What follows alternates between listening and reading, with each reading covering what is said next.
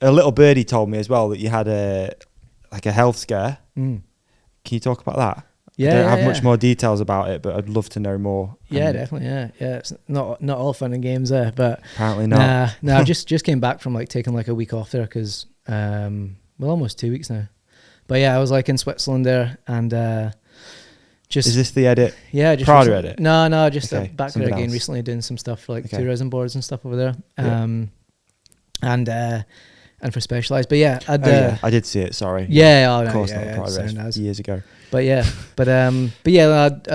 So recently I was over in Switzerland there, and I was riding with Les Domains, and it was like 6 a.m. We were on this climb, and we're like super high up, like I don't know, 2,500 meters or something like that. But I'm not used to that kind of height, so I think this kind of is a bit to do with it as well. But I just couldn't regulate my heart rate. Yeah, I got up to the top of this hill, ridgeline, and I just couldn't regulate my heart rate. I was like, what is going on here? But I didn't say it to anyone. Everyone was knackered anyway, so I just assumed I was all right. But then I started getting real sharp pain in my chest and stuff, and then couldn't regulate my breathing. Didn't say it to anyone, so I kind of tried to like ride through it. I've never had anything like that really happen.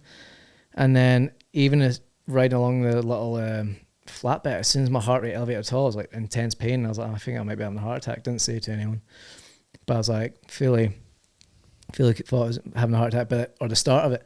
But I was like, nah, I'm all right. Kept trying to talk myself down.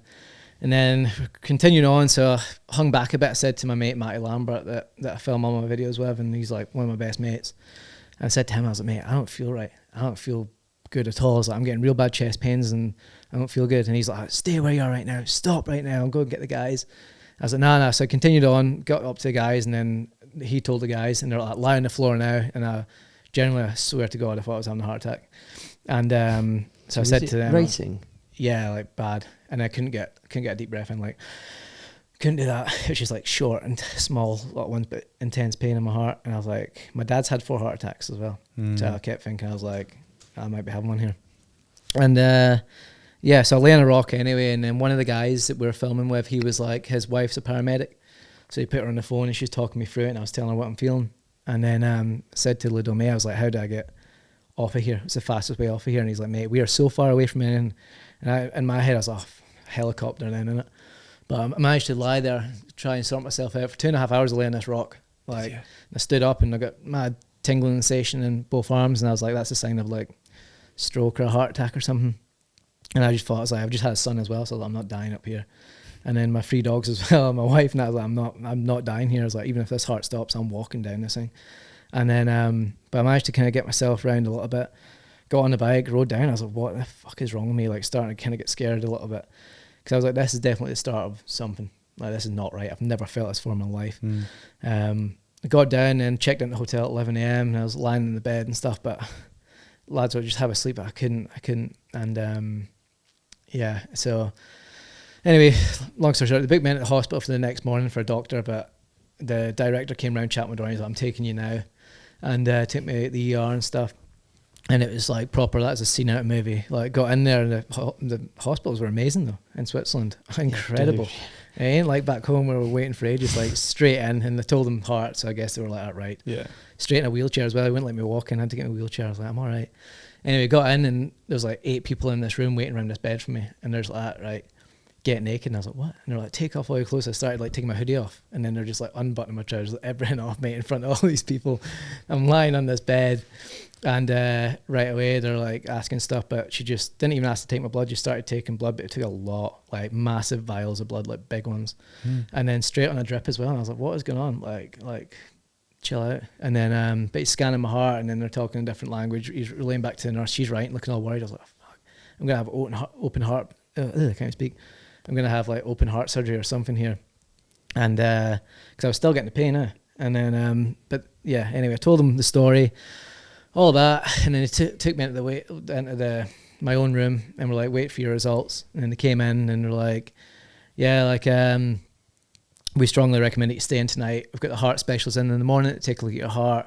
And I was like, well, how did it look? And they were like, because I was like, you're looking at it. How did it look, man? Tell me. And he was like, it looks okay from what I can see, but he's like, I can't see what they can see. So, and you're an athlete, I strongly recommend that you stay in here tonight, this and that. And I was like, I didn't want to. And I started to feel a little bit better. But still didn't feel right. But I was like, I'm not staying in here, and I wanted to get out. So checked myself out there, and then I got back and I spoke to one of my mates, friends, Paul Ryan, because I started to think that I had a panic attack. Right. So I thought that's what it was, because it's the same symptoms as a heart attack. Okay. And for my heart to look all right, I was like, if I'd have had a heart attack, surely he'd have seen it on that machine. Surely he would have. But so I was like, I'm all right. It must just be a panic attack. So I was Googling that, and then I know you shouldn't Google stuff, but that's what it was kind of bringing up symptom-wise. So I called my mate, Paul Ryan, and I spoke to him because he's had them. And he was like, you feel like you're dying, don't you? And I was like, I fully thought I was having a heart attack, mate. And he's like, yeah. He's like, it's the exact same. He's like, yeah, and you're done for a couple of days after. And I was like, for the next 2 days, I was done. But it was, I went riding the next day as well. That was hard. But fully just think that it was a like massive panic attack. And, really? Yeah. And I've never had that before in my life. And like, I guess the initial feeling is, or the thought is like, what were you panicking about? Like, what is there anything going on in life at that time, or like, yeah, well, that's do you the put thing, it down to anything or not? No, I like to think that like it's brilliant life that I've got, and don't have anything that I should be complaining about. But then I think about thought of stuff over the years and that, because when I thought I was going to die up there, I was like, it's my own fault for being like 14 and living in the skate park and eating sweets and just like pretty much abusing body and that. And then but yeah, I was like, but yes, I was like, it's probably my own fault and this and that for not being the healthiest or whatever. But then I am pretty healthy, yeah. And so it's just me beating myself up. But then, yeah, but I think I probably was stressed. Like, and I just had my son as well. Yeah. And I had the busiest June I've ever had in my life, like away constantly. And then you come back and you try to be the best dad that you can.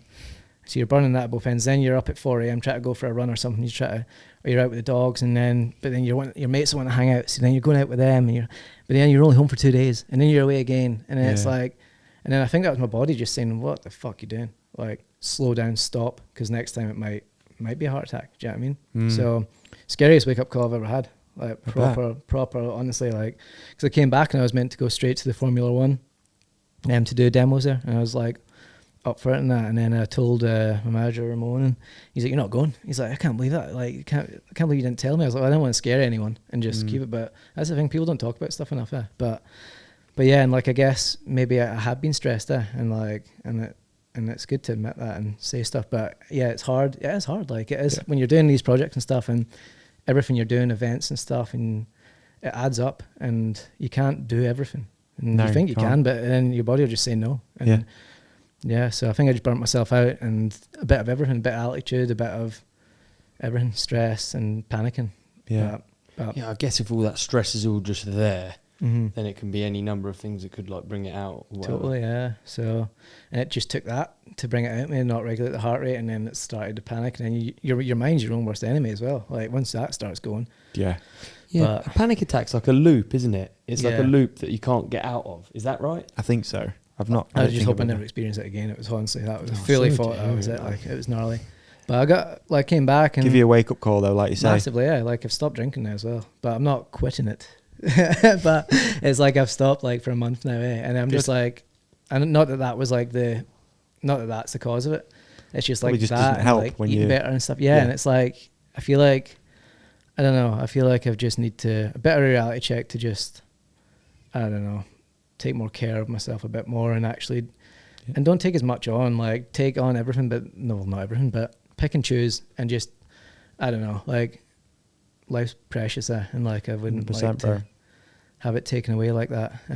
But yeah, for me, it's just like massive wake up call. And I feel like, I want to live. Do you know what I mean? It's pretty good, isn't it? Yeah. It's pretty cool. You get to go in helicopters and balloons and shit and like, you know what I mean? It's cool. Yeah. Too right. We've got a load of listener questions. There's actually a lot, and I think this one is good. Yeah. Quick one. I got my heart checked out by a specialist the other day, and it was like all good. Like, he actually reckoned I might have had like an infection and just like 2 sacs, one outside your heart, and another one like, well, your heart's in one, and then there's one outside, but it's like a thin layer like cling film. Okay. And you reckon if it'd been the sharp pain I was feeling was maybe it snagging in there with my heart getting elevated and like swinging around in my chest. Okay. So the sharp pain might have been that, but that triggered like a panic attack and all that stuff. But anyway, we're all good. The heart is banging. We're all good with banging. Yeah. So ready to go back to it.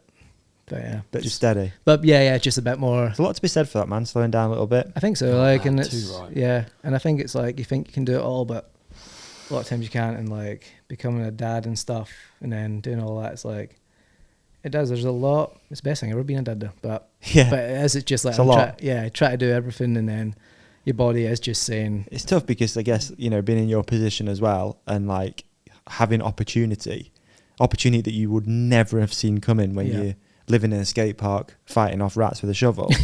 Hard to turn that stuff down, isn't it? Yeah, like, totally. Yeah, it's like. But life's different now. You need to. Yeah, and I think that's the thing. I always say yes. I find it hard saying no to stuff, but I think you just need to pick and choose and be smart with what you do, and don't get burnt out on it. Because it'll get you. Totally. But I feel good now, and I feel actually amazing. So, good. Yeah. We're back on the Red Bulls. We're all back good. on the Bills, mate. Yeah. Go on, mate. Sorry, I was interrupted your listener question there, Ollie. Okay. Hey, man, what an episode that was. You did amazing in it. And so did you. You shone like a star. You shone like a moon. Can we also put something up here that you can click on for the next episode? How about we put a subscribe up there in the middle? Yeah, we're going to put a video we think that our lovely companionship will love on your face. On my face? Yeah. And they can't see me now? Gone. And on my face, another video that we think people will love. And thank you for watching. Thank you for listening. Please hit like and subscribe. You guys are the best. Peace and love.